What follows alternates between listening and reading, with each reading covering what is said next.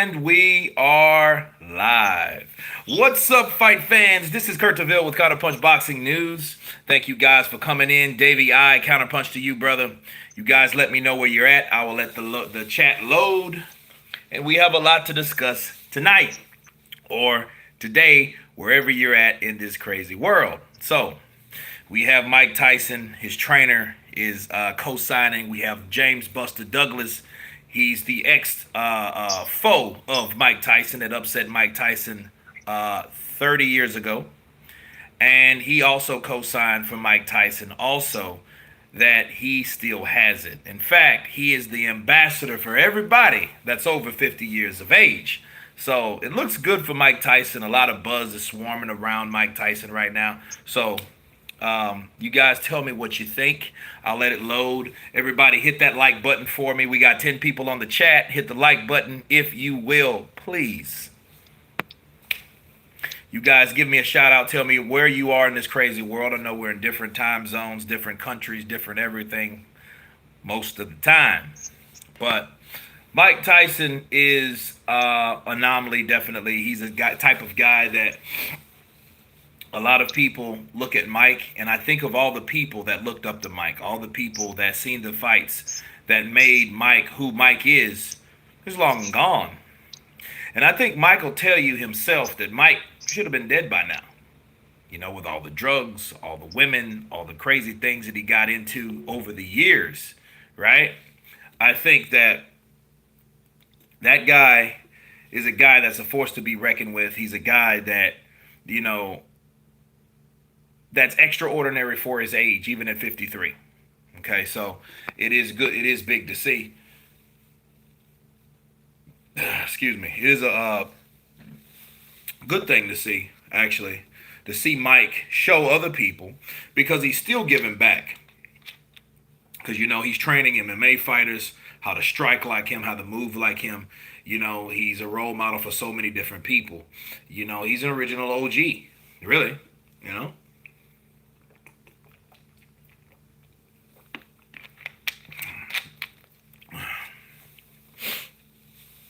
But it's just crazy how he's able to bounce right back from being overweight or whatnot. And actually, he was looking like that kind of guy that's getting into that older age and that stage of life that's kind of getting, you know, drawing up a little bit and getting stronger. But like when he starts hitting the pads, he starts training, all that just, you know, sprouts right back up into place.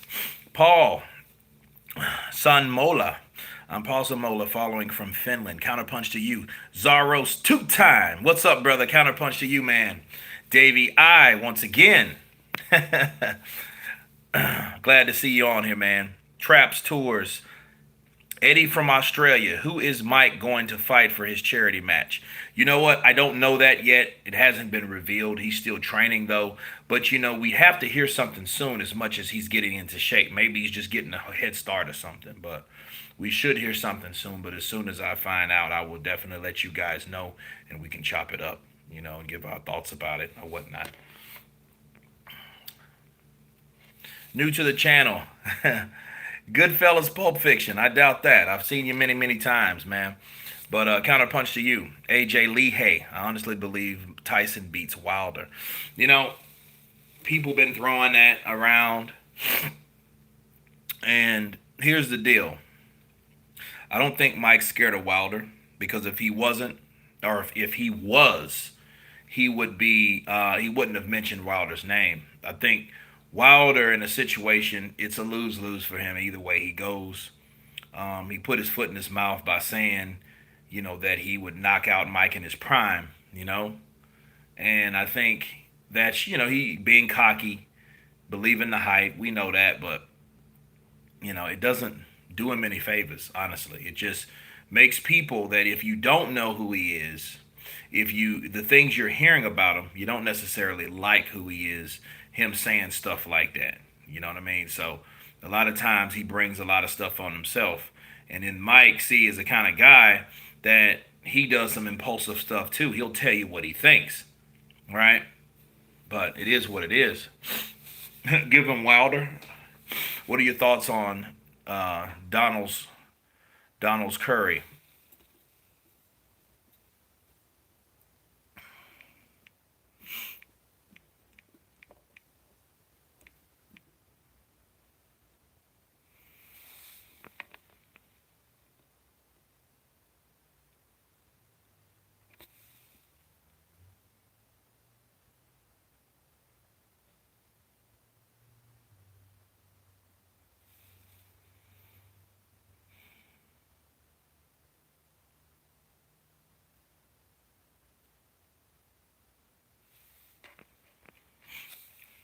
Tyson versus Wilder in 6 rounds.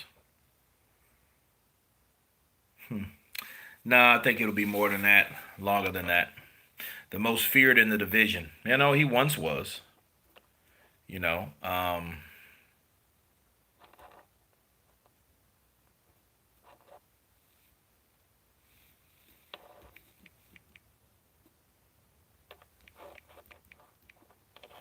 let me look this up here, see what's going on with him.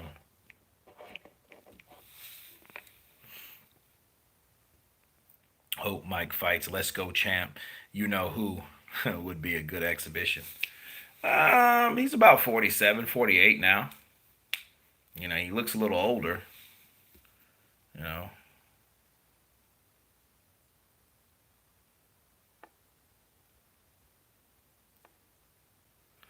I mean, he was a decent fighter, Donald Curry. You know, um, he's a little underrated if you ask me, but you know, he was you know, he got some decent wins. Hello, Kurt, and everyone else. Liberalism is a cult. Sorry, I was too tired. Mike versus Briggs. Anyone? No, this is the Mike. Oh, did you see the interview on Sky with Joshua? Some of the names he wanted were a bit weird, to be honest. No, I didn't say. I didn't see that. AJ. I didn't see. I didn't see that.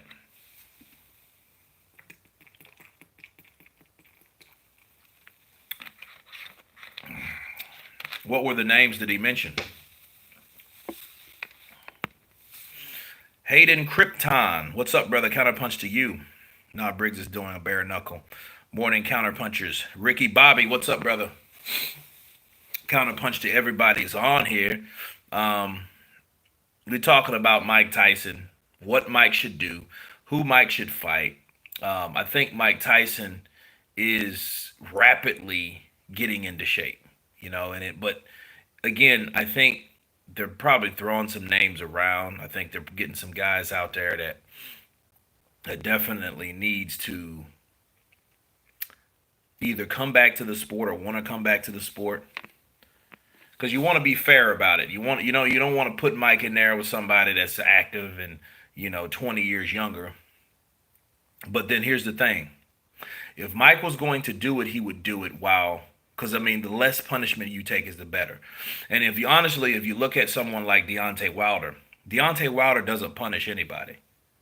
If you think about it, he either hurts you or knocks you out, right? Now he can probably hit you, whack you behind the head, do something illegal, but other than that, he's not a punisher. He's not a guy that's going to pepper you with the jab or anything like that, or you are constantly, repeatedly hit you over and over again. So theoretically, if the fight was going to happen between Wilder and Tyson, it would happen like the first two fights.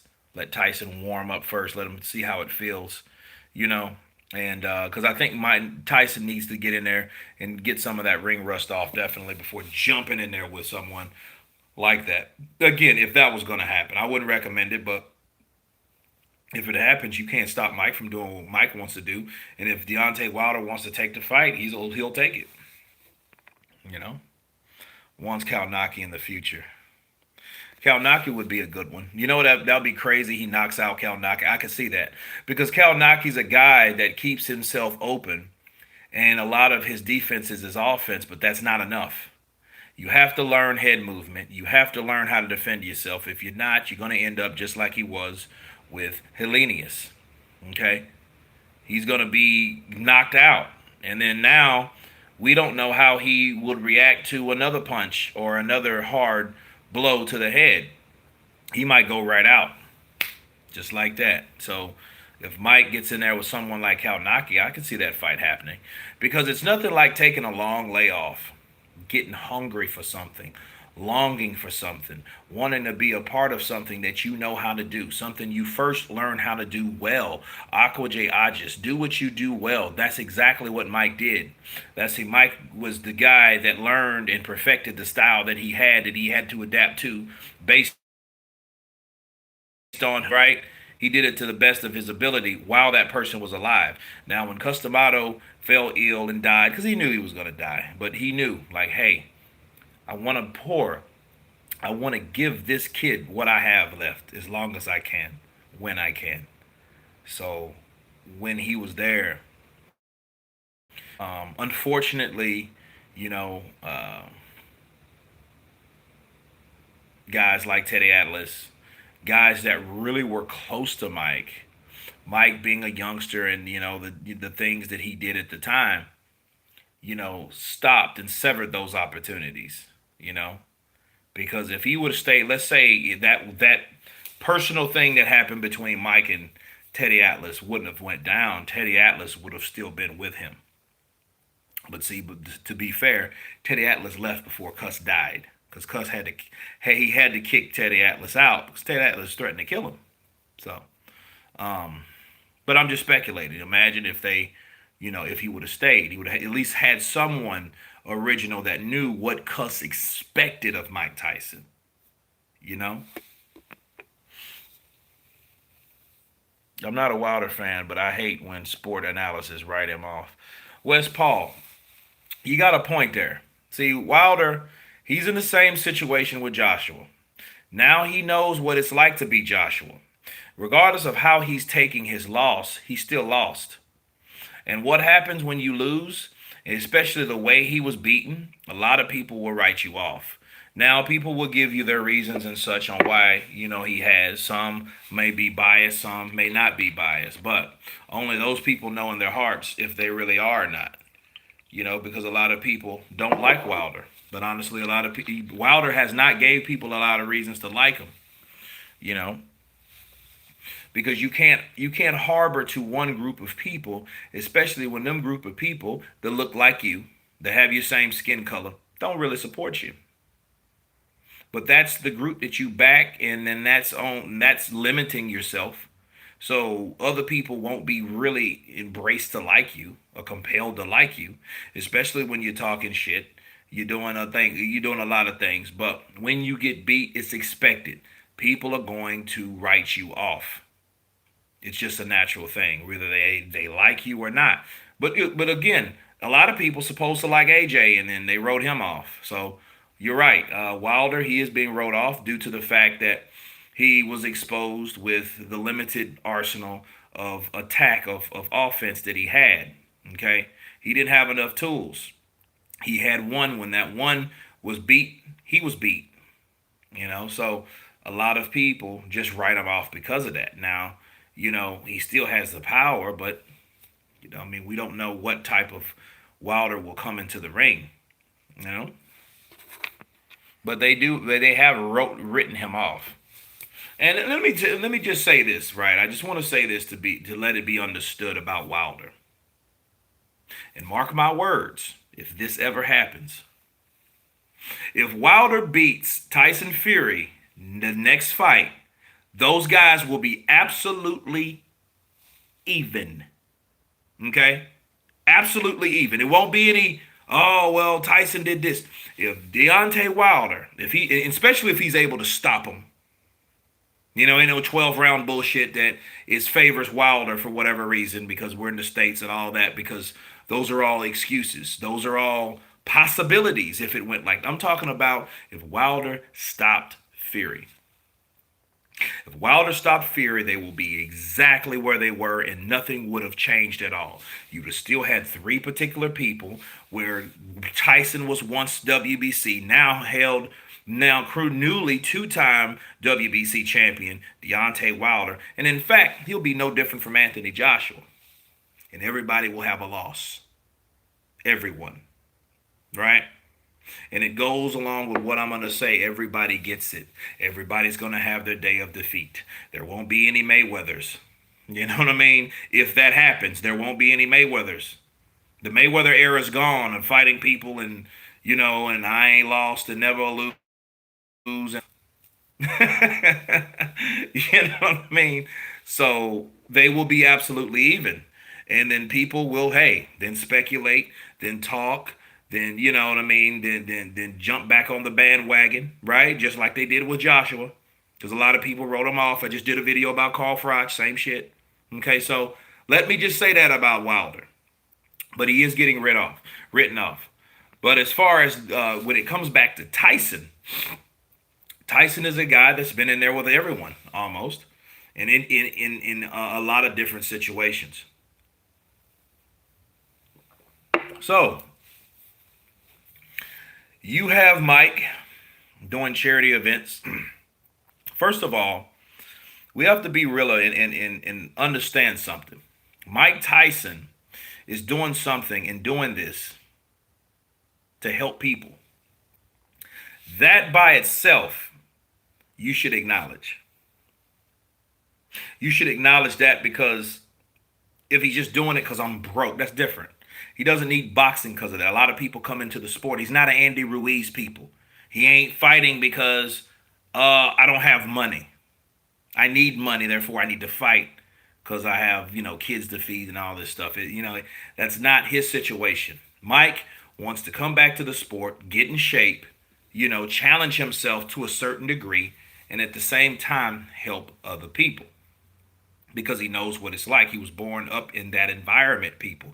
So we have to understand that and make it be understood that that's what Mike really wants to do. So we have to acknowledge that before who's he going to fight? Well, I mean, first of all, we need to acknowledge that what is he doing it for? Is he doing it to break someone's face? No. That's a different Mike Tyson. If you guys follow my drift. So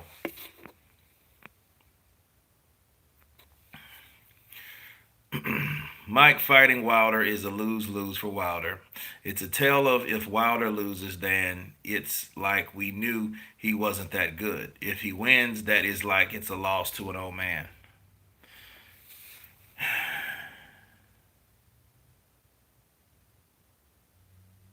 Well, he beat an old man. I know what you're saying, Vernon. You know what? That's true. I think it is a lose-lose. I said that earlier with Wilder, But if I'm Wilder, though, honestly, I wouldn't fall for that shit.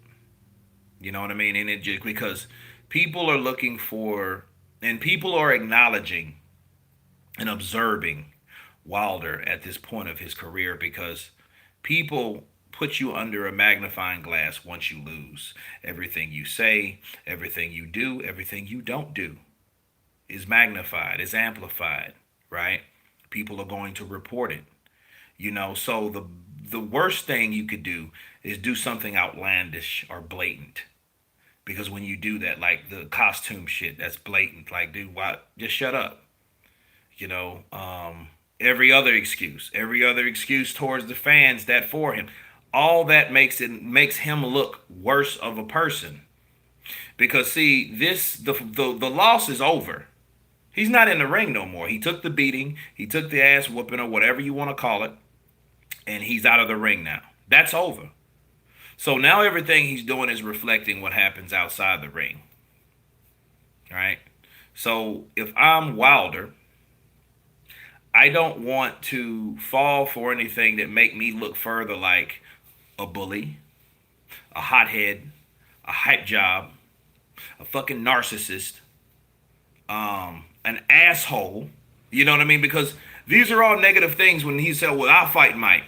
He should have enough sense not to fight Mike. Don't even call Mike out. Don't say I'll whoop his old ass. Y'all claim about Ortiz. Stop. Shit, let Ortiz fight him. You know what I mean? Let Ortiz get in there.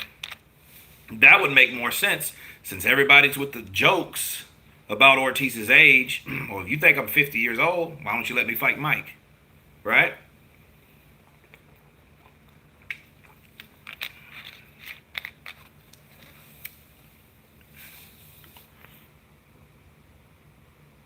How many pay-per-views does Tyson versus Wilder? You know what? Crazy to say, it will do a lot. Will it do some Maypac shit? No.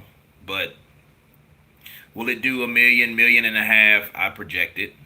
It will do that. It might do more than that. Depends on how the fight is promoted. And understand stand something. If Mike wants to fight Deontay, and he said he would, so I don't doubt that he wouldn't. Um, and Wilder accepts, it's gonna be some shit talk. It's gonna be some trash talk. It's gonna be Mike, and you're gonna see shades of the old Mike maybe, but you're gonna see shades of the mature Mike. But the whole thing would be is everybody would want to see what the old baddest ass bad man on the planet will do when called a bitch, when called old school or over the hill, or you know what I mean, or back in the day, or washed up. When he's called that by Wilder, what will he do? A lot of people don't think about that, but a lot of people will come to hear it. They will chime in. That would be more than Tyson Fury. Mike Tyson coming in. Mike Tyson might tell you, "Chicken head, bitch." My stepson beat you, bitch, and I'm gonna beat you too, motherfucker. Fuck you. you know. Wants white as well. Should be a good fight. Michael Hunter, he's okay. Speed is power. I think he should work more on his speed because he's not a big heavyweight. So he should work more on the speed because he's moving up in weight, right? He got beat by Usyk. Usyk beat him. So I think that Michael Hunter, yeah, he should work more on his speed than anything. Try to be elusive, but he gave he survived the older Povetkin. So you know, but I think if that was a Povetkin, maybe a year or two younger, he would have knocked out Michael Hunter. Michael Hunter would have been out. I just think he ran out of gas and couldn't finish him. And then Michael Hunter seen that he was gassed out, so he used his advantages, and he finally made his mark in that fight, and hurt Povetkin. But a lot of times you think a person's hurt, but they get hit with a good shot and they just in their stamina's not there. So a lot of people are like, oh, he's gassed. Well, he's hurt. Well, he's tired. A lot of people fall from just exhaustion. You get fatigued and you get tired. Look, anybody here on this stream, if you guys know about sparring, if you ever been in the ring and you sparred with, put some headgear on, you know, glove yourself up, spar for 3 rounds. Do that shit do it for 3 rounds, right? You might think, hey, I might go to the gym 2 or 3 times a week. Get in the gym and see how good you are. See where your stamina at, your endurance, and you're punching for 3 rounds. Or you're in there for 3 rounds, slipping and fighting and dipping and dodging and holding, and do that for 3 rounds, 3 minutes every round, and then get back to me. You'll see how it feels by the third round if you're not used to it. You might be tired in 3 minutes, and in the second round, if you come out, you're going to be tired. So it's fatigue that hurts a lot of people a lot of times. So just food for thought. So Povetkin, he was tired, dude. He was getting hit with shots, but you're too tired to really effectively protect yourself. Okay, he called out Usyk, Wilder, Fury, Ortiz, Kaunaki, Miller. Well, I hope he fights all of them. Like all of them. He can fight them in that order. You know what? No. Fight Ortiz first since he's older than all of them. Fight Ortiz first, then Miller, then Fury, then Wilder, then Kaunaki. I would like to see it in that order.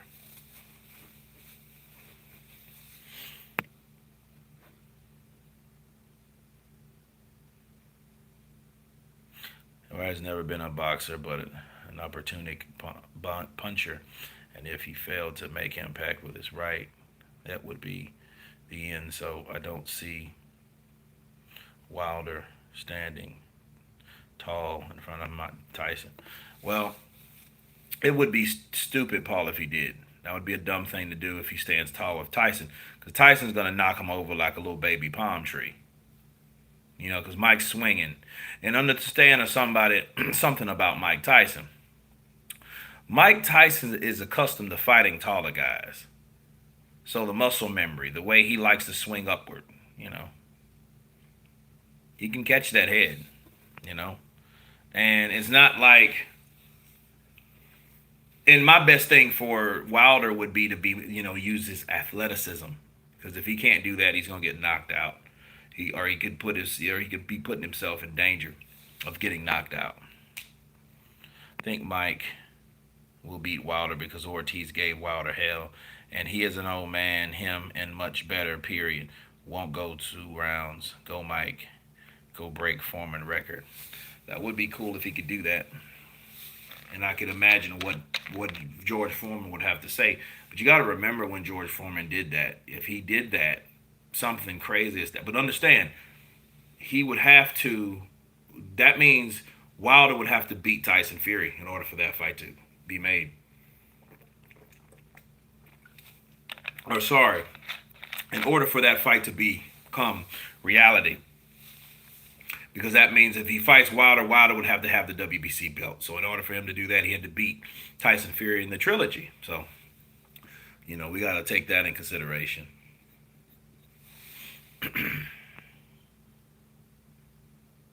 Knew he would have to improve his boxing after the first fight.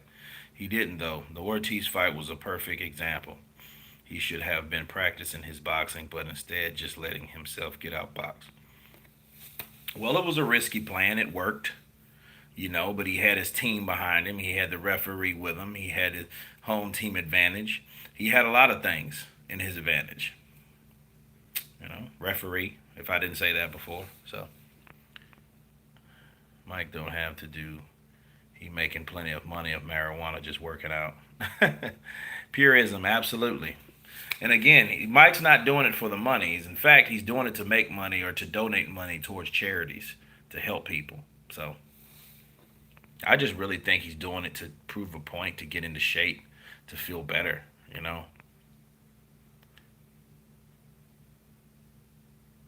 Yeah.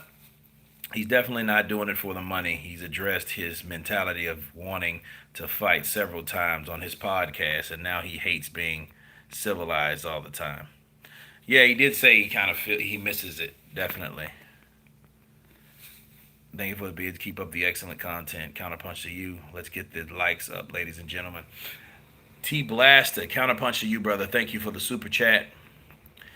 Let's hit that like button. We got 65 people on the chat. Let's get a like check, if you will, guys.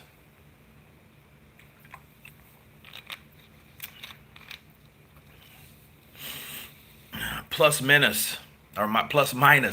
How's it going? Hello from Queensland, Australia. Counterpunch to you. Hello from Australia. Trap Tours. Who is Mike going to fight? I have no idea, man.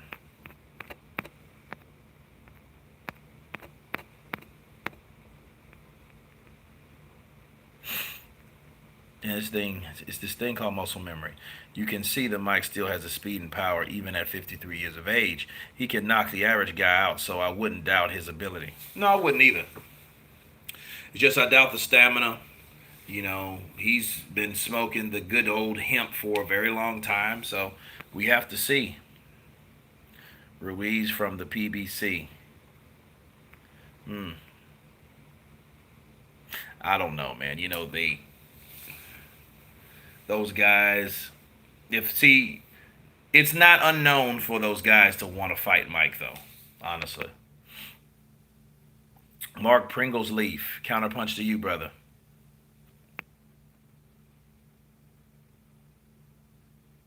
Winston Sanders, this is about Mike and his transformation, how he's getting in shape. I mean, he looks great, people. And he surprised me, but because I thought he was getting on the skinny side, the scrawny side. Like, you don't do as much because you don't do what you used to do to keep that muscle because there's no reason for it. So your body starts kind of slimming down and adjusting to whatever you're doing with your life. So if he's sitting back growing weed and smoking, that's exactly what he's doing.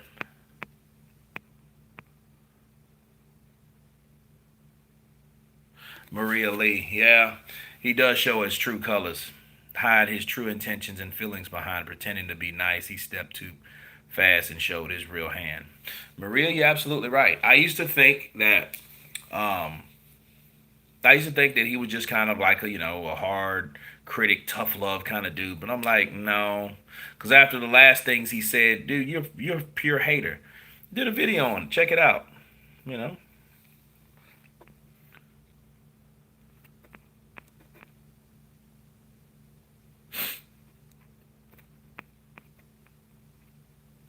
Look forward to those matches, Kurt. Get that router going so we can lock horns. Okay, D Town Blaster, you're on. Silver Snake underscore X. If you guys play Tekken, play me. Add me as a friend and we can get it on. I love that. Appreciate the super chat. The cable guy will be coming tomorrow between 1 and 3. So that's probably what? 3, 9. So 7 and 9. You guys time? 1 and 3, 7 and 9. Yeah. Yeah.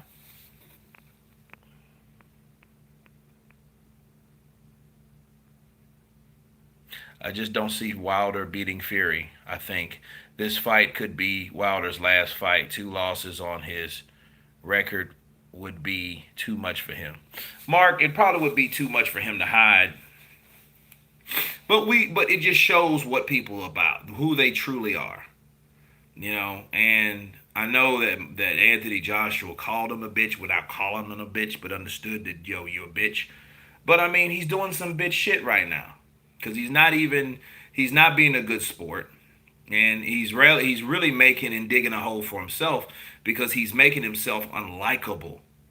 So when you do things like that and you make up all those excuses, and people know this. People, again, like I'm saying, people are observing my Deontay Wilder's behavior in the time of his loss. So when they see that this brother is taking this shit bad and the way he's acting, they're like, dude, he's acting like a bitch saying that type of stuff. His costume, So I can understand him saying that, but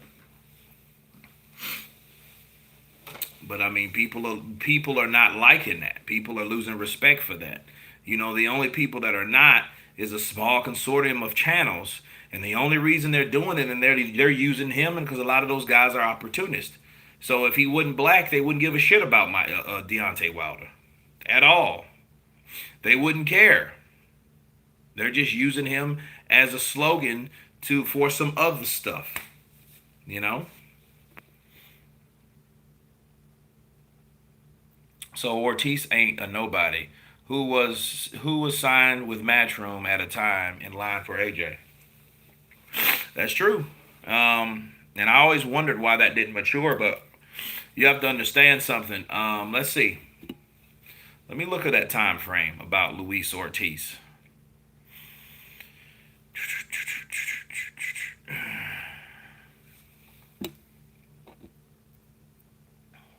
41 years of age. He's from Camagüey. Yeah, Camagüey, Cuba. Uh,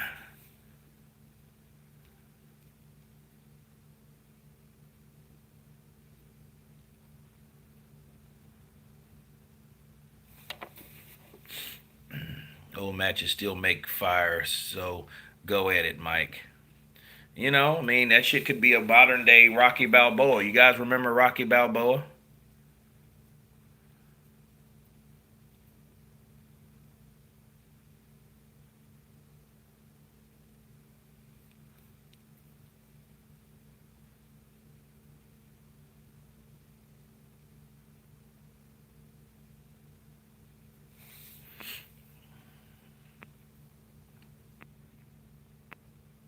Gentleman's game. What's up, brother? Counterpunch to you. I'm looking up. He signed. Okay, signed with Matchroom. Okay, Ortiz signed a lucrative deal with Eddie Hearn's Matchroom Sports on the 9th of October 2016, believing it was the fastest way to stardom. With this deal, Ortiz became the first foreign boxer to sign with the promotion. The deal was later revealed to be on a fight by fight basis. The following day, it was confirmed that Ortiz would be fighting vacant WBA Intercontinental Heavyweight title Monte Carlo Boxing Bonanza main event against American Malik Scott, which at the time was 38-2-13. Okay. Um, God of War, counterpunch to you from Germany. Let's see. He beat him after unanimous decision. He knocked him down a couple times. Um, it was a big landslide or whatever. And then next fight, British David Allen was to make his voice heard and approach Eddie Hearn about a possible fight on November 3rd. Agreed upon Anthony Joshua versus Eric Molina. It was on the undercard of Anthony Joshua and Eric Molina. The heavyweight title fight on December 10th, December at Manchester's Arena. Allen commented on the matchup, "I don't think he's what he's hyped up to be, but I will give him more opportunity than Malik Scott to show he is the real deal. I'll stand in front of him and see what he's about. I'll stand and trade because I can't do anything else. You can't expect a fight that's for definite." Ortiz scored a seventh round knockout victory over Allen. Okay. The end came when Allen was taking punishment against the ropes. Ortiz was loading left hooks and uppercuts. Maybe they meant to say right hooks, but whatever, because he's a southpaw. Taking Allen out with one punch before the referee stopped it. Okay. Following the win against Allen, Ortiz was named mandatory challenger for the WBA Super and the IBO unification between Anthony Joshua and Klitschko.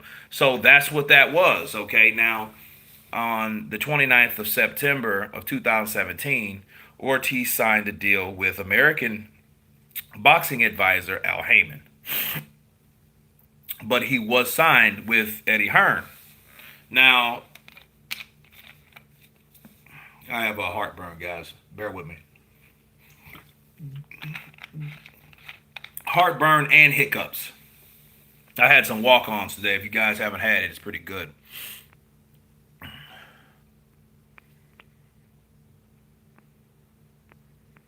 Isaac Sharma, counterpunch to you, or Sharma, counterpunch to you, brother.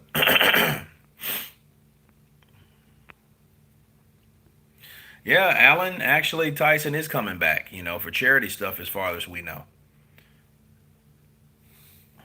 Was one of the best days so far in 2020. Emotional, excuse driven racists who duck real fighters and can't accept a loss.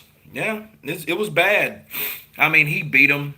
Because here's the thing, they talk about the headshots and all this, and it had something in it, and they're trying to say doctors confirmed it, which is bullshit. Because if that was the case, some doctor would have already came out and said, like, look, he was hit with this. No one said shit, and everyone's trying to push that agenda. It's ridiculous. But they cannot explain what happened when the last knockdown. Tyson Fury hit this man to the body, and he fell down. Right? He fell down like, well, okay, well, what was in that punch?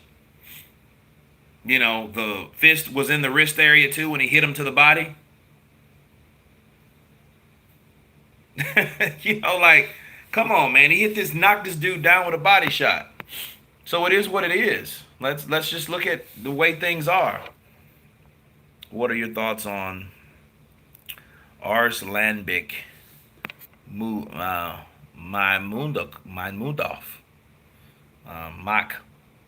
Mike Mundoff. He's a fucking scary dude and one to watch out for. I will remember the name Zaros 2 Time.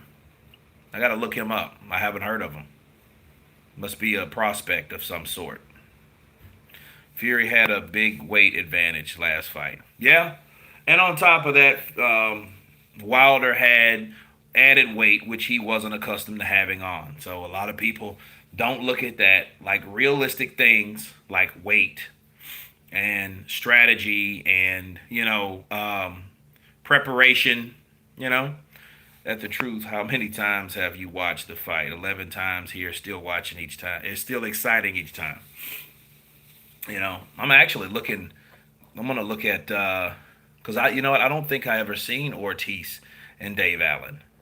But this is my question, though. I do question why that Eddie Hearn wanted not to keep Ortiz in that lineup. I know it was a fight by fight basis, but I just wondered, you know. Jive AT5. Good evening to you. Well, good night to you, actually, because it's night over here. Hold on, guys. I'll be right back.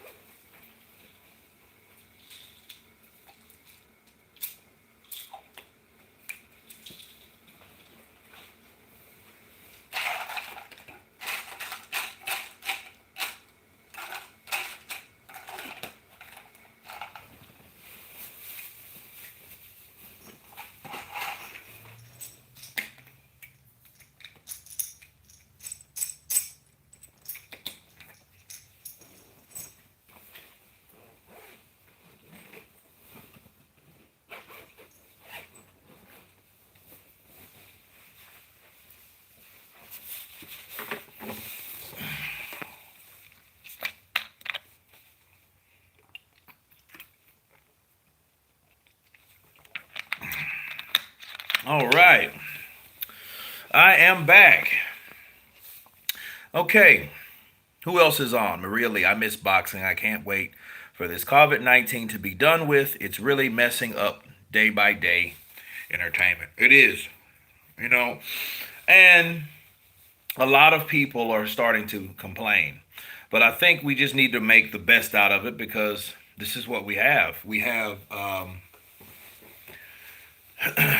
reruns, we have YouTube, we have the Zone. I haven't checked on ESPN Plus in a while, honestly. So I have to see you know what's on that. Fox Sports had some pretty good old streaming stuff. You could stream some stuff behind it. Hey, Kurt, Mike Tyson and David Tua in their prime. You know what? I actually did a video about David Tua, and I broke down. It was like on a Fantasy Wednesday, which I like to have. I'm gonna start back doing those actually.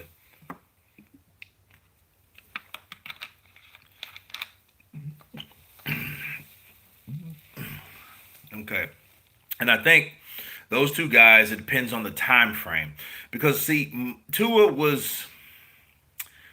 now is he was born in '73, so that makes him 45 or 46. Mike Tyson is 53, so that's still what, 8 years difference. So they would have to fight in the '90s because the best Tua was in the '90s, not in the 2000s. Tua was smaller, just like Tyson. He was built just like Tyson, same height, just like Tyson. Fought just like Tyson, but he wasn't as ferocious. Could he hit as hard? The left hook was probably as hard, if not harder. But Tua had a foundation up under him. He only went down one recorded time, and that was at the very end, I think, of the third Hassan Rahman fight. And I think they had that a draw because those dudes ended up fighting twice. Um,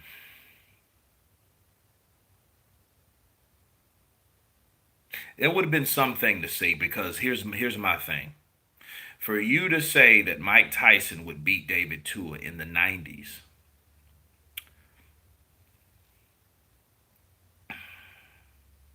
another question you would have to ask yourself at the same time is, could Ike Abarabucci punch as hard as Mike Tyson?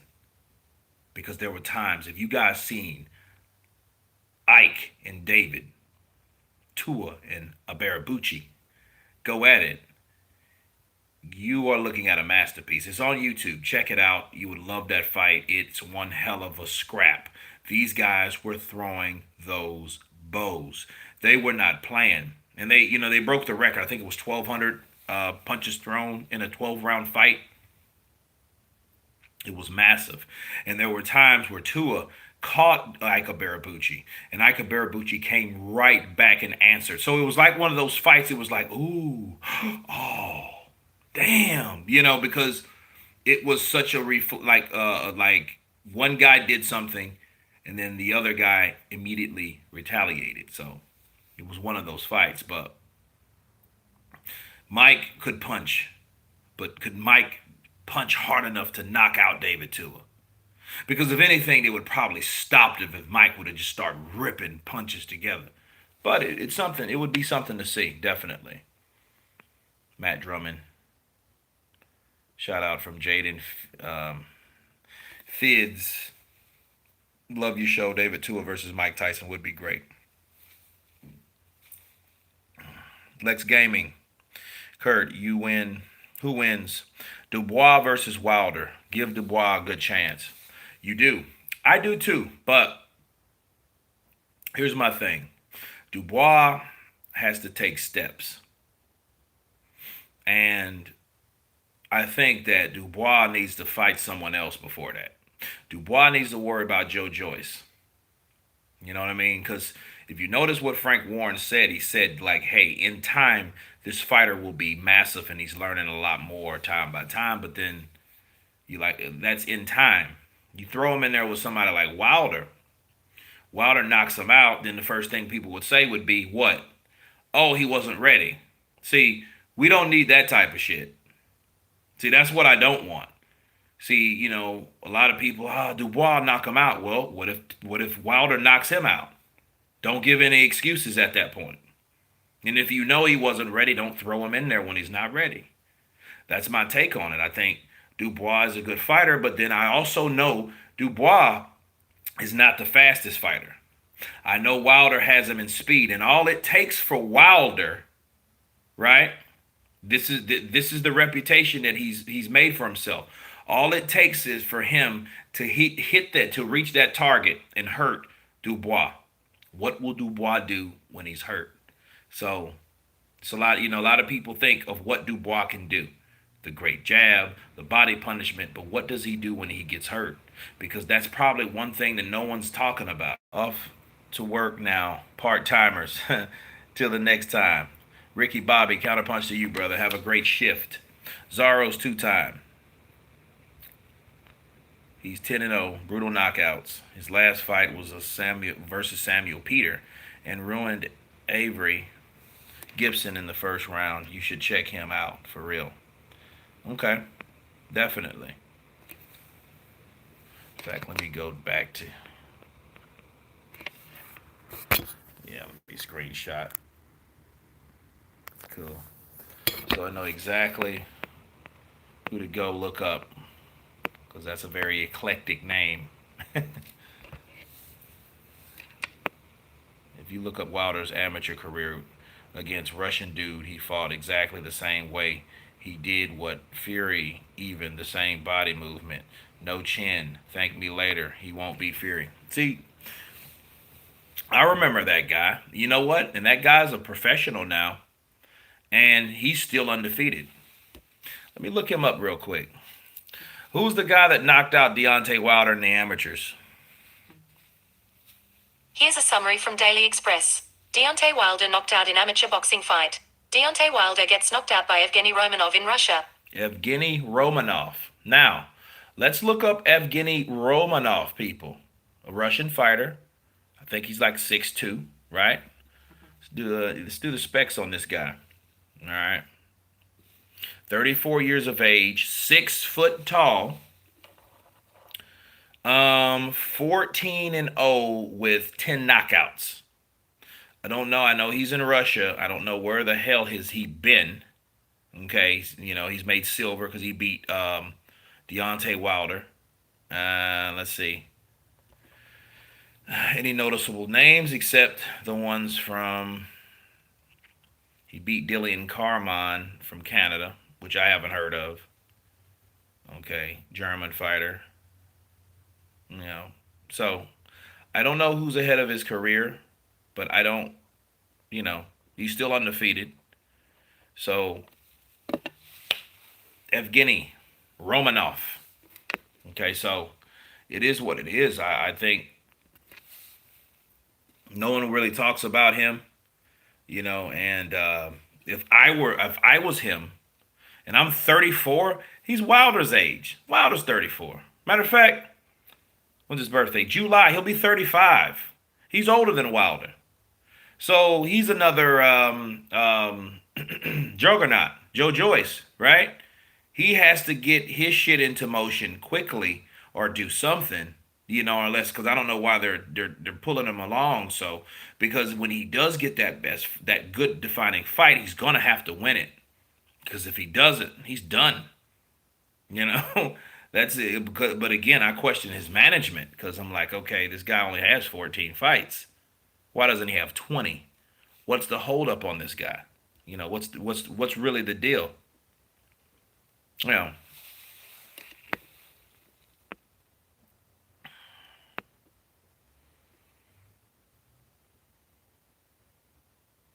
Yeah, that's what I'm talking about. Evgeny Romanov.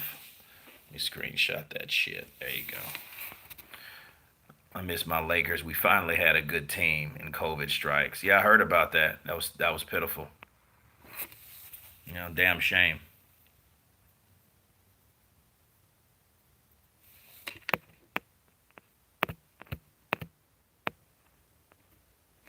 Russian dude, he's recently become a pro fighter. I mean, let me go back because this guy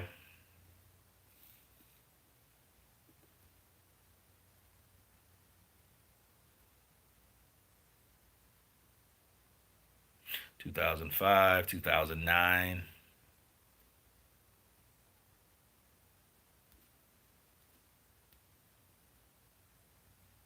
Finished his amateur career in 2010. In 2016, after a 6-year hiatus, he turned professional. So that's my thing. What took him so long to turn pro?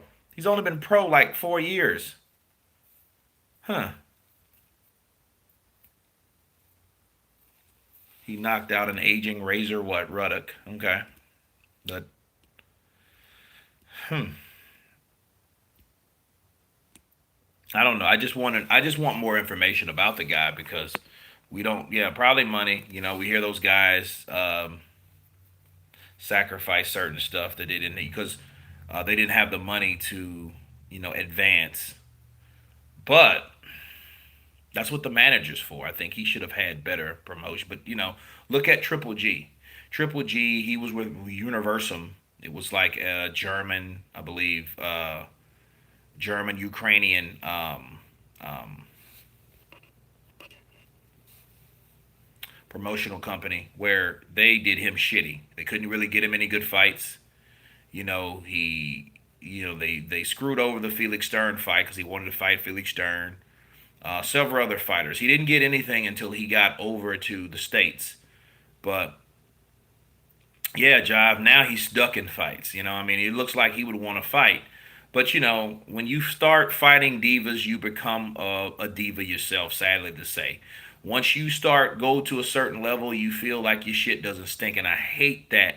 I hate that Triple G fell into that bullshit. Alan, you're right. He scared everyone in their prime. But now it's like everybody knows.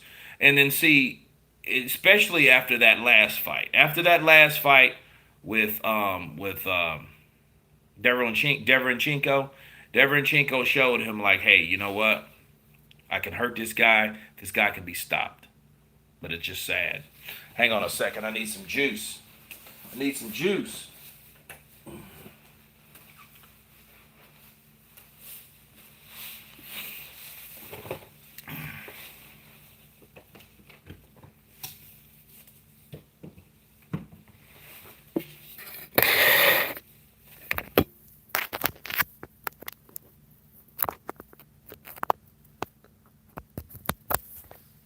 There we go.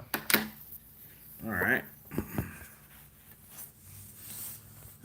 Who was the French guy he held in epic fight? That French guy. I don't know. What are we talking about? We talking about Felix Stern? Wait a minute. You talking about the Canadian guy, David Lemieux? You talking about Triple G? Thurman versus Broner. Does it happen? And Kurt, who are you taking? I go for Thurman because Broner is still shell shocked. I don't know what can help him. I don't know what will help him. But yeah, Lemieux. Yeah, that was in Canada. So yeah, he's a French guy, French Canadian. So Lemieux. Yeah, he's a beast too, but he has those T-Rex arms. He couldn't do nothing with Triple G. And Triple G boxed him, people. He boxed him and then he put punches together and stopped them. He didn't do a Dominic Wade, let the guy hit him, or Willie Monroe Jr. let him hit, tee off on him because he, goodbye, pop, pop, pop, taking these punches. He wouldn't have done that shit with David Lemieux. David Lemieux would have knocked his head off. He would have hit him with something that hurt him, and then he would have knew. But he's not stupid. Yeah, it is a very good jab, Alan. A very good jab. Yeah, he wants that money, Floss. He doesn't care if he wins or loses, and even he's a tough kid though. So I just don't want AB to be another statistic of a punch drunk fighter because he, got beat up, because he has some type of mental block or something, because Maidana gave it to him. Mayweather helped that though. I don't want to go down that road. Ruiz versus White versus Ruiz versus Brazil. Ruiz versus White, Ruiz versus Miller, Ruiz versus Brazil versus Wilder, Ruiz versus Tyson, Ruiz versus Ortiz. Then we can talk about Ruiz versus AJ. Ruiz thinks he don't get another AJ fight after being outclassed. Well, I think that Ruiz just needs to fight someone worth a damn. He needs to get off his ass and, stop, selling us wolf tickets that he's training and that he's doing this and he's doing that, which in actuality he's really not. Hold, here's the thing. I don't know what he's doing because it's like that. It's like this. You fool us once, shame on you. You fool us twice, shame on us. Because Andy has sold us that wolf ticket before that he was training, and we found out he wasn't doing shit but eating, picking out, partying, and shit. So we don't know what he's going to do. So for a lot of reasons, he needs to be redeemed. He needs to redeem himself. He has a good shot. Well, I think those guys will fight each other hard. And I think Keith Thurman will come prepared. It ain't like Keith Thurman's going to come unprepared. He doesn't believe in that shit. I'm happy to catch you this morning. Chat, Mr. DeVille. Hope you have a good day. Keep safe and keep yourself covered when you go outside. Maria Lee, thank you. Appreciate you. Appreciate you. Also, Big Baby Miller needs to get in the ring. He does too. You know what? I want Big Baby Miller to get in there with Ruiz. They're both on the redemption list, and they both need to fight each other, and they both need to prove themselves to themselves. That's my counterpunch on it. But then here's the thing. To cover a little of Eddie versus Thor, I think it's not going to be a good boxing match, but two of the world's strongest men going at it. I hear you. Miller versus Andy would be good. That would be good. Be a good fight. It'd be a nice scrap, because Miller's a big big bastard. He's a big solid neck guy. And I see some pretty good exchanges there. I would like to see it though. You know, I don't, and honestly now I don't know if that'll ever happen because Miller signed with ESPN. Bob Arum is the promoter at ESPN. Bob Arum thinks that Ruiz is trash. Bob Arum doesn't really get along with Al Heyman the best. Just like he did with Mikey Garcia. He wouldn't want Mikey to fight Lomachenko to consider, and it sucks. But Povetkin versus Ruiz, you know what? I'm not really interested in seeing that, honestly. I'm not really interested in seeing Povetkin fight anyone. He should retire. Let him go. He was done when Anthony Joshua knocked him out. He did all he was going to do with Joshua. He made a good stand against Michael Hunter, a younger fighter, too. So, look, I think this is his last hoorah. You know, you don't rate Brazil. I mean, Brazil's decent. He needs to fight, too. He needs to get in there and show what he's about. You know, but um, but Mike, on the other hand, doesn't have anything to prove, people. He doesn't have anything to prove. He doesn't need to prove himself or show any type of thing or redeem. Doesn't need anything. He just wants to do something for himself, help others. But I think, his transformation is great. I think you know, genetically he's gifted with the physique, the power, the speed, you know, and it's still there after the age 53, you know. I'm going to watch Carl Froch versus Andrew Ward to see what Carl Froch has done. Now he's opened his big mouth, and now people are going to start zooming in on his losses. Yep, he did avenge one. Kessler. He avenged the Kessler loss, but Andre Ward not so. No so. Not so much. And Ward was the underdog.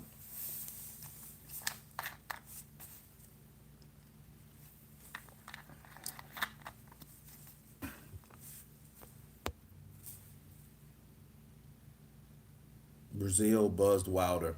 But it didn't last long enough for us to see because the only thing we really remember is boom. Do you think Fury will underestimate AJ? I don't. I honestly don't think he will, Samuel, because he's been in the ring with him. He's been in the ring with AJ. He'll be a fool to. And look, Tyson doesn't underestimate AJ. He's talking shit because he knows I have to eventually fight that man. The powers that be, if Joshua wins and he wins, he's going to eventually fight him. If they both win, they're going to fight each other.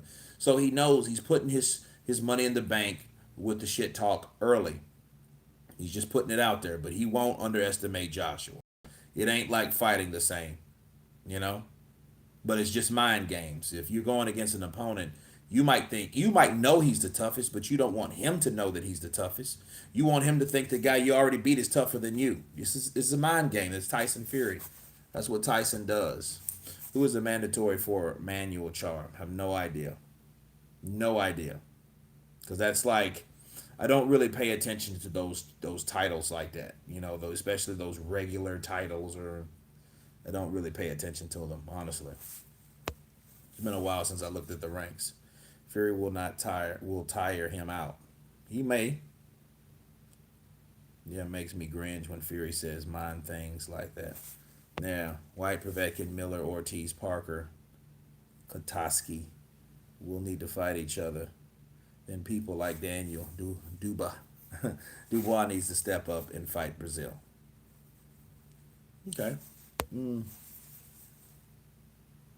That would be good though. I would like to see Dubois versus Brazil, because that's a fight that he needs to. That's like if he beats Joe Joyce, he needs to fight someone like definitely like Brazil. That would be a good tester for him, because he's not gonna knock out Brazil. Brazil's gonna cause Ngannou. Remember Ngannou? He was undefeated and he knocked down Brazil, and Brazil came back to stop him. So, you know, He's not a guy that you want to mess with. You know, you can't take your guard off of Dominic Brazil because he's coming in there to fight. He just got knocked out on that night he faced Wilder, so it happens. I got a left hook that would take down a tree. It's a good tear up. Brittany, absolutely, absolutely. Oh, your shirt is being made, so FYI, it's getting being made. I already know the specs. I put it in. She needed to get another. The lady that's doing them, she needed to get another machine. So and then plus she had corona, so she had to get well first, you know. But just giving you a backstory. But yeah, that Tua versus Ika Barabucci fight is off the chain. Matter of fact, I'm gonna watch that myself. You can't get ahead of yourself with Tyson. He looks good in the pads, but in the actual ring, different story. Didn't Tyson lose to Journeyman in his last few fights? Yeah, he did, but I think, and Tyson admitted it himself. Mike Tyson, lost the love of the sport. He didn't want it anymore. But time will heal all things. A lot of times you get away from something a while, you might want to jump back in there. After you matured. No problem, Brittany. Counterpunch to you. Off to work, take it easy. Tribesta 101. Have a great shift. White's left hook is deadly. Yeah, you know something, but Ika Barabucci had a crisp, solid left hook, and it was more compact. He had a better foundation up under him. You know what I mean? But to be fair, a lot of times you look at Ika Barabucci's physique. Look at that dude. He's jacked. The motherfucker's jacked, and that's natural. I don't think they had steroids like that they're pumping and jacking today. He was just crazy as shit. But he was one hell of a fighter when he was fighting. Ask Chris Berg, ask David Tua, asked a lot of anyone that stepped in the ring with him. 20 wins, 15 by KO. Yeah. Not everybody can say I knocked out Chris Berg unless you were a Klitschko. Okay? So, it is what it is. Personally, I think Miller versus Dubois would be a good fight. You know what? Swear, I see that fight actually happening because, you have to look at the politics of it and how easy would it be to make it. Miller versus Dubois would be very good, but Dubois, I think they would kind of pad his resume a little bit, get him a couple more fights before getting him in there with Miller. And also, for the record, I think Miller wouldn't want to jump in there with Dubois because Miller honestly don't know how he's going to perform without all that jack juice. He don't know. Because if he was so confident, he would have took that Joe Joyce fight. And who is fighting Joe Joyce? Daniel Dubois. Case in point. Okay. Lex Gaming. Wouldn't it be funny if AJ versus White 2 happened for Undisputed? Yeah, it would, but then it would be warranted because, again, White would then have something to offer and something to bring to the table. Okay? He would be a champion. A world champion, not the interim, not the number one. No, the champ. You know what I mean? That would be something, though, But it is what it is. Would Bivol be effective at 168? He could be because he's not a huge guy, but see, here's the problem. If Canelo took him on, there would be some type of weight hydration, some diva bullshit, something to make him get the advantage, and it makes me sick. Tired of all that diva shit. But again, you're talking about a fighter that fought Floyd Mayweather once upon a time. So Floyd gives these guys gifts of some type of arrogant spirit. He passes on to the motherfuckers. You look at Canelo. You look at not even Pac-Man, but Cotto. Those guys all share something. Like they get this sense of, I've been in there with Mayweather. Is make before a fight a myth, or do women weaken legs? I mean, you can. Depends on what type of sex you're having, Rob. You know what I mean? If you're trying to do that big boy shit, throwing them on walls and all that, you probably would, because that can affect your legs, especially if depends on you like BBWs. You know what I'm saying? So it depends. Now, people have said that, they do it all the time. Like Terrence Crawford, he said it relaxes him, and he has a BBW. No offense, but that's the truth. I don't know if he's picking her up and doing some big boy stuff, but he has that definitely. So, you know, but a lot of people use it. A lot of people don't use it. I think Canelo is a steroid abuser. Well, he had steroids in his system, so yeah. Cotto was his best opponent. No, I disagree. Lara Mayweather was his best opponent. Okay, because those guys, Mayweather beat Canelo. Lara, in a lot of people's mind, beat Canelo. Cotto, I don't think beat Canelo. Cotto got countered by Canelo a lot. Okay, so Canelo looked so much damn bigger than Cotto. It just looked crazy. Looked crazy. It looked like a little bald headed dude fighting a big ass redhead. Like a dude in a whole different weight class. It just looked crazy.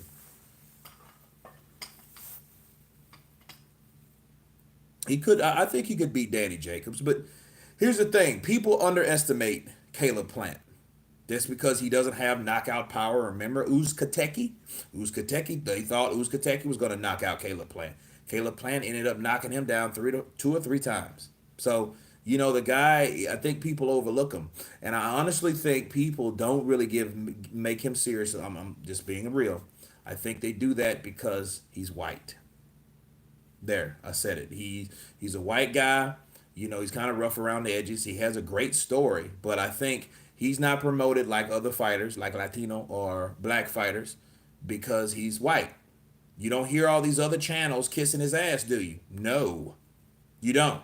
He's a PBC fighter. He's an Al Heyman advised fighter, but you don't hear about him. So just keeping it real. I think, and a lot of people look at him. He looks disarming, you know what I mean? But, they call him sweet hands, and he shows you how sweet those hands are, what he can do in the ring with them. So a lot of people all I'm saying is people keep underestimating him, and there you go. And that's what you'll get. So if Danny Jacobs thinks he's going to come in there, he better, use his boxing fundamentals. But I think Caleb Plant is a boxer first and athletic second, right? So, or everything else second. So, he has his flaws, but I think he could get the job done with Danny Jacobs, definitely. But it would be a good fight, Kamara, appreciate you. Alfonsini, Kamara, thank you. Alan Christina. Yeah, Lara was a solid boxer. He just was a boxer, It's a doggy dog world. When Wilder fought Fury, I felt guilty for not rooting for Wilder. He and Fury had a great ring walk. Wilder walk was dope. Then he started making excuses, and I remembered why I didn't root for him. Yeah, floss mode. I mean, don't feel bad. I mean, just see it for what it is. And see what people didn't understand. It's like when Wilder was knocking them people out, like Brazil, when he knocked out Ortiz for the second time. Before that he fought Fury. So those two knockouts, his name was getting known. The buzz was around him because of the negotiations, the money that he turned down. Made him more of an interesting topic, and why he turned it down and all this. It made it more intriguing. But then the knockouts were impressive. I like the knockouts. I was impressed by the knockouts. Shit, I reported the knockouts. I mean, you can't hate on a man. You give credit where credit's due. He knocked out Dominic Brazil. He's like, damn, that man's gone. What can you say? It ain't like I was happy mad because, the dudes were knocked out. No, I mean, it is what it is. But just rooting for a person. I'm not necessarily rooting for him. I might give him advantages, in the past, but rooting for him is a totally different thing. It's just using common sense. But if you're just showing that, hey, I'm trying to be the next Mike Tyson, it ain't the time for that. There's no time for that. You need to be yourself. Don't try to be like Mike. Mike could be notorious and loved for it. But hated in another sense, but loved by everyone else. You are not. So I think Wilder should just be himself. If this is him, okay. Well, that means that person that you were earlier, you weren't. Either or. Cuban trained boxers have great fundamental or foundations. They do. Kurt, has there ever been a Nigerian-born heavyweight champion? Nigerian. Samuel Peters. No, he dropped Klitschko. I think he dropped and hurt James Toney. But that's the closest that I can come. Wait a minute. Heavyweight? No. But the closest is Samuel Peters. Is Bruno from Nigeria? I didn't know if Bruno was or not. I know he's British, but I didn't know if his ancestry was Nigerian. They were good knockouts, but people acted like they never seen knockouts before. Called him the most powerful boxer ever, which is BS. God of War, people, here's the thing. People see, monkey do. People see things and they're like, oh my God, they act like it's true. But, you know, I mean, it's just like the guys you are facing, you fight Ortiz twice. Why? Why you fight Ortiz twice? You didn't need to fight that dude twice. I'm giving you this opportunity. And for that matter, didn't he say that about Tyson Fury in the rematch? I'm giving you that opportunity and I'm giving it to you again. Why? If you think you knocked out Tyson Fury in the 12th round and you think the count was long, you're trying to give opportunities to somebody and then they beat your ass. That's no one's fault but you. He could have focused on Joshua. That deal with DAZN was still there, people. That shit didn't go away. You know what I mean? It wasn't like his phony ass $50 million deal. So let's, that's his fault at the end of the day. What do you think of Laila Ali versus Clarissa Shields? Who would win and why? Clarissa Shields is a tough customer. Beautiful jab. She's very aggressive. I don't like her attitude, but that has nothing to do with her boxing ability. I love Layla. You know what I mean? She's like the king's daughter. She might be my sister. I don't know. But no, real talk, seriously. I think they were just in two different eras. You know what I mean? It just is what it is. And Clarissa, she's running out of fighters. She's running out of people to fight. You don't dig up old people that have been retired. You know what I mean? Unless you're bored. And she's fucking bored. Christian Hammer, she beat already. That was supposed to be the I think she's early, she's ugly, I think. Clarissa Shields beat her ass, right? But then there's nobody for her to beat, so now she was fucking with Amanda Nunes. And Amanda Nunes is a UFC fighter. That's a different sport. But, of course, when you see someone praised on this platform, you can't, especially when you have no one to fight on yours, it just kind of like, and you see how she's adored worldwide now, for kicking ass, much ass, like she did again and again and again. I felt Clarissa wanted a piece of that. She wanted some of that. That's why she called her out and all that shit. And I guess I don't know what happened with that. Now she's fucking with Layla. You know what I mean? But anyway, I don't know. I think Layla said something, but Layla's retired. So where's she's fucking 17 years. Layla's 42, I think. She's young. I mean, 42 is young, but shit is old if you're talking about boxing. So it is what it is. How good is Wilder really? He ain't beat no one. Well, if he gets beat by Tyson Fury, here's the thing. If he gets beat by Tyson Fury again and he retires, nobody will remember him anymore because he's a guy that resume was padded, and when he stepped up, he got beat. When the odds were a lot better, when the situations were a lot better for the other guy, he got beat.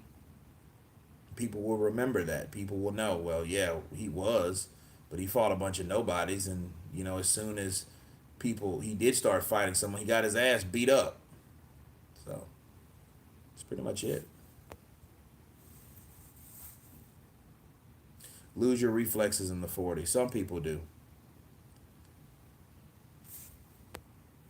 third question. Can Wilder take out an in shape elite fighter out in the first round without getting them tired first? Yeah. You could, hit him with that punch. If he still believes in that shit, you know. Yeah, let's get 85 likes. Everybody hit the like button that's on the chat now, if you will. If Cuss never died and was in Mike's Tyson and kept him focused, how would he do in his career? Would have turned out? Truth real. It would have been totally different. He would have had a better foundation. Think about it. There would be no fucking Don King. There would be no fucking Robin Givens. It wouldn't be anyone like that, so to speak. Because those guys, those people were obstacles. And see, the more, when Cuss died, the more he went and recluded back to the streets and the people that he grew up with. And that is not necessarily a bad thing, but it wasn't necessarily a good thing either. Because then that just left him void. And, his dad has died. He's a stepfather that taught him all this shit, that taught him what a family was, that taught him fundamentals, that taught him how to do and right and wrong and things you should do, and help this kid dies. What happens to that young kid?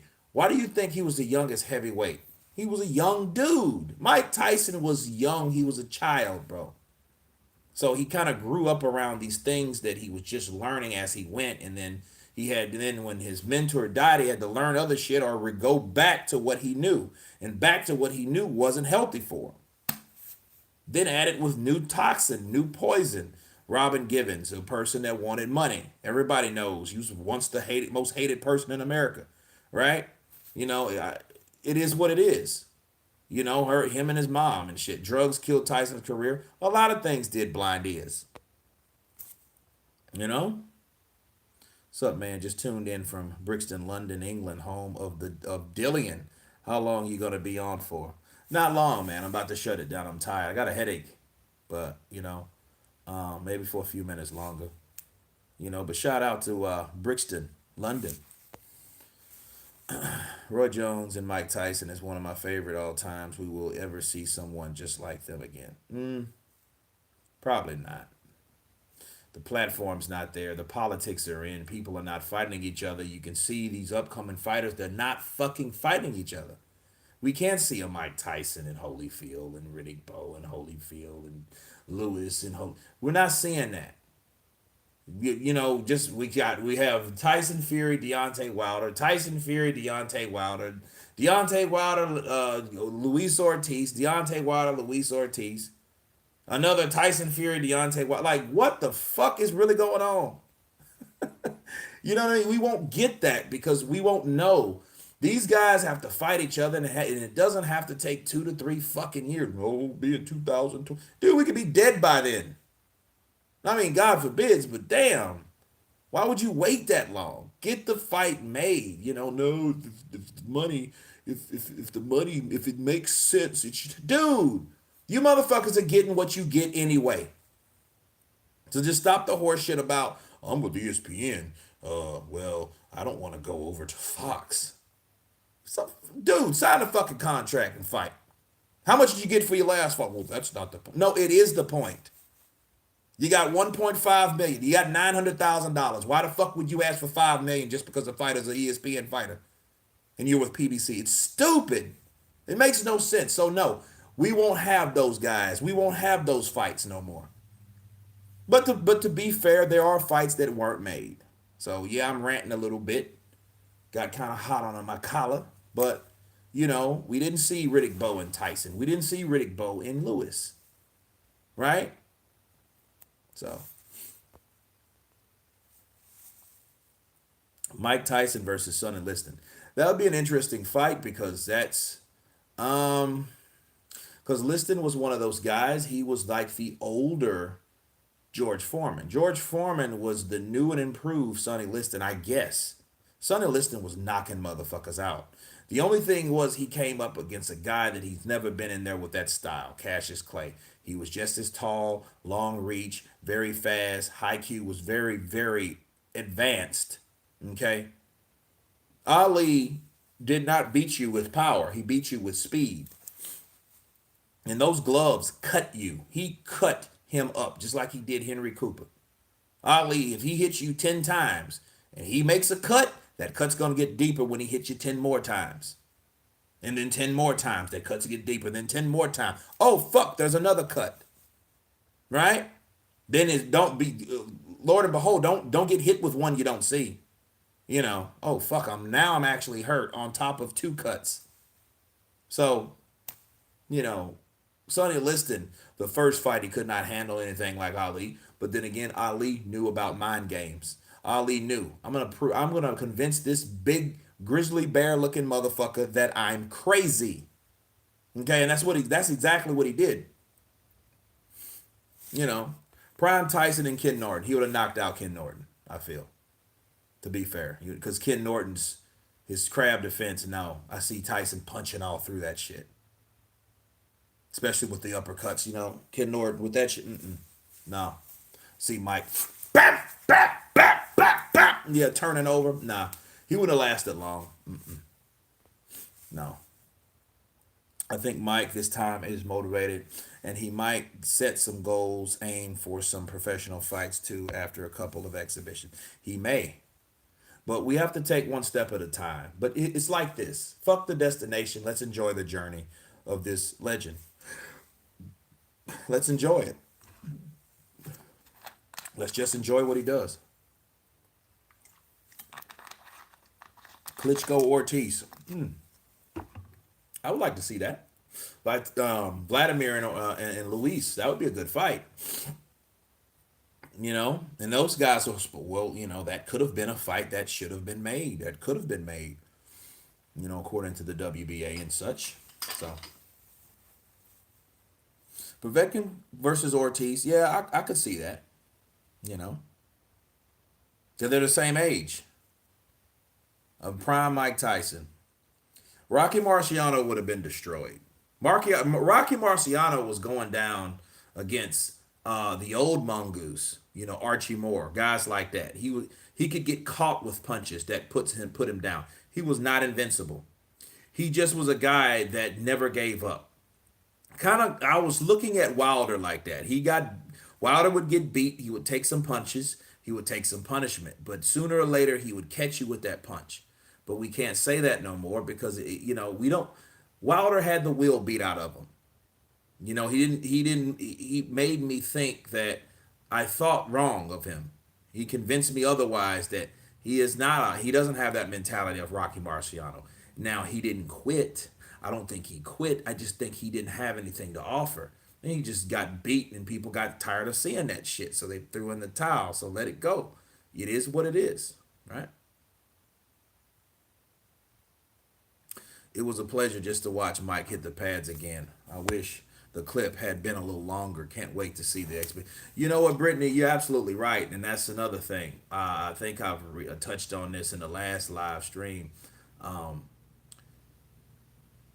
You see a person, because I wonder what sequence, how many times did he hit that same combination pattern? How many times? What round was that? Was it the third? Was it the second? Was it the first? What was it? Because at that point, it still looked fresh. Tyson looked like, he was definitely sweating. So, I doubt it was the first time. Because, again, fatigue is a mother. You do a 6-punch combination the way Mike was doing it, you're going to be tired. Okay? Mike's putting he's twisting his waist. He's getting, he's sitting down on those punches, especially digging to the body. Then stepped and bow, then slip, bow, take a right hand. So yeah, I would like to see it. And even when he finished the combination, I was impressed because of how he instinctively moved to counter as though the fighter was going to come back with his own punches.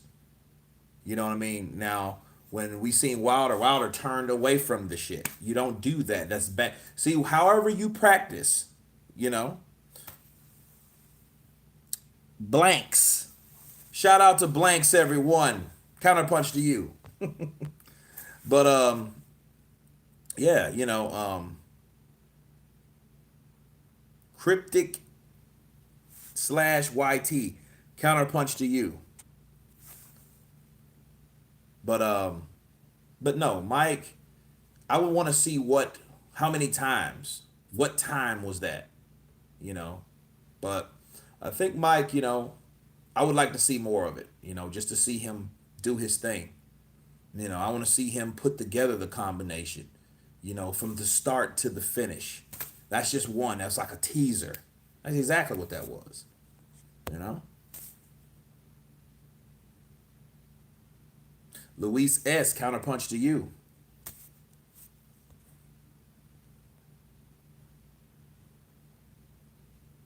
My favorite boxer will forever be Joe Louis. Please underestimate what people underestimate what he's done for boxing inside and outside. Jive AT5. Look, you are absolutely right. And a lot of people see Joe Louis. Joe Louis to me, people, was stuck in the middle. And let me explain by that. He was the guy that was the successful prototype of the first. The first was Jack Johnson. Joe Louis was the improved version of him in every sense. He didn't he didn't go against the things that society did not want him to do at the time. Sure, he whored around like most fighters and men did in general, right? That's not the point. He just didn't do it with a different race of people like Jack Johnson. Jack Johnson had white women, him being a black dude, right?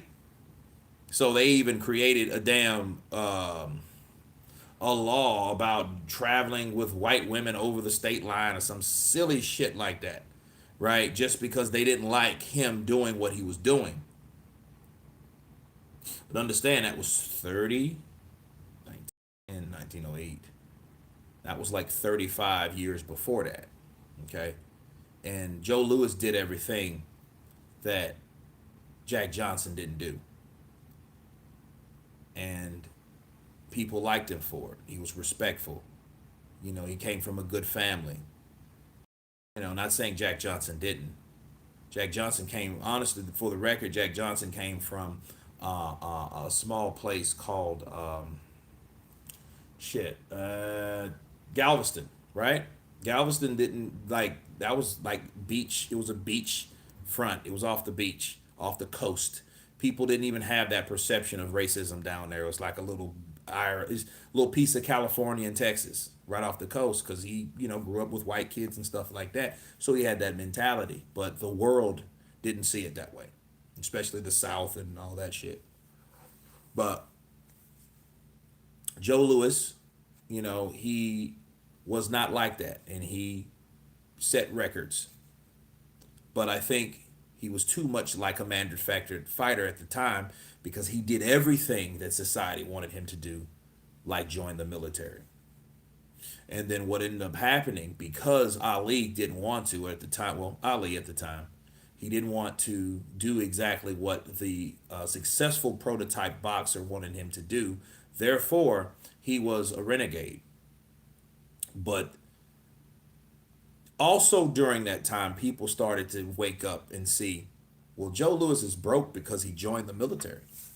So the government screwed over Joe Louis for doing the quote unquote right thing. So, and then everything else Ali did in his career overshadowed Joe Louis. And Joe Louis was only trying to do the right thing because he was trying to be the best man, and he was, due to the time frame that he was in.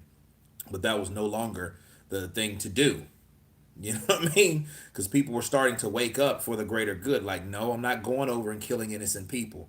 And we call it war based on some type of, you know, politics and government and all that bullshit. Right? So, Joe Louis, again, did remarkable things. Other things when he got out of boxing. He was the first black person to be on certain golf courses. So a lot of people don't know that. And when he was in the army, he did exhibitions. He really didn't go to war, but a lot of the white soldiers were in the front, and then even the black soldiers, they couldn't even come. And he was like, "What the hell is this? You either bring them out too, let them watch me, or I don't do these fucking exhibitions." So he brought the military together while he was there. Even though they screwed him, I gotta keep saying that, screwed him, because they charged him as though he was a prize fighter when he was clearly getting what, $22 a month or some shit like that in the military. But they still taxed him as though he was a prize fighter. So he took all of his money. You know what I mean? It was fucked up. So, but it is what it is. But Joe Louis, he did what he felt he had to do at the time, and at the time he more than likely had to do those things. I don't think he had the freedom that Ali had, but if it wasn't for Joe Louis doing what he did, Ali wouldn't be able to do what he could do. Because again, he was the successful champion, black champion that we had. Then not to mention the shit with the Nazis and Max Schmeling and all that shit. And Max Schmeling wasn't even a Nazi, but he was German. So, he did that for the USA. So people were like, oh, Joe Louis, the brown bummer. So, people kind of suspended race for a second. You know what I mean? Just for a second. Right? So he kind of got a pass in some senses. But are we still going to see boxing this year? I don't know for our first round chart. We should, though. If not, we'll see reruns. Fuck it. We'll make it. We'll definitely make it. We'll make it separate, but together. you know? But, yeah. But I think that, yeah, Joe Louis, he did a lot of remarkable things, and, 23 title defenses. I think Klitschko, did he beat that already?